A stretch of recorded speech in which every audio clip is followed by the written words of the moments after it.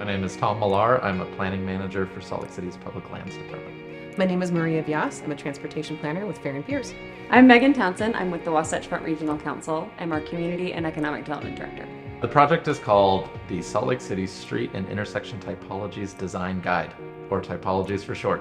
And what it did was created 15 new kinds of streets and 9 new kinds of intersections, so that when a street is redesigned or rebuilt in Salt Lake City, it has an appropriate design for the things that are around it, or land use is what we call it. 700 plus miles of streets, 8,500 blocks of streets, block faces of streets, I guess.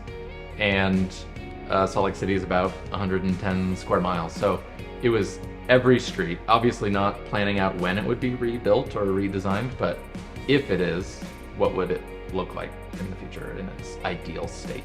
I think something that we could say about this project that is unique is that, a lot of the time when you're doing a master plan for a community or for whatever, you're thinking about the roadway system in terms of like, well, is it, 3 lanes, 5 lanes, or 7 lanes? Or is it for, does it have transit on it, or does it have bikes on it, or what exactly does it have on it?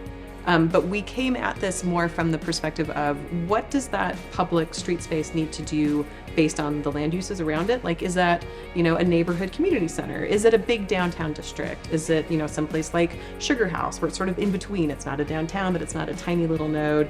Is it a residential street where really the purpose is to serve the houses that are along that street?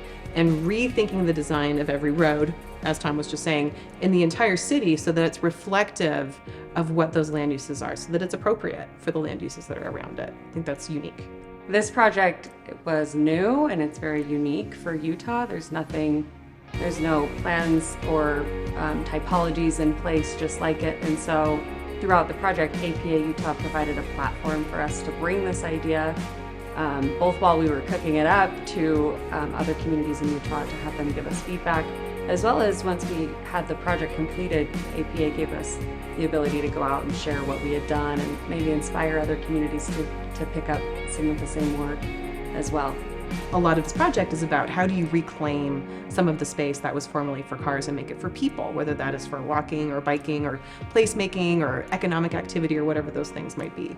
And so I think there was a great deal of receptivity towards making that change happen, but at the same time, I think there's also fear. We're so used to, as a community, building roads so that we don't have congestion. And I think there's a bit of a worry that if we change our roadways and people have to wait in traffic a little bit more, that there's going to be a backlash about that. And so I think that's part of what I think makes some of these things kind of difficult. We did 3 rounds of public engagement with Salt Lake City. We did online surveys. We did some of these in-person events. The pandemic threw kind of a wrench in the works when it came to engaging people.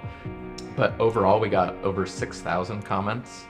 And while that's not all 200,000 people in Salt Lake City, it is a very significant number that are representative of what people want.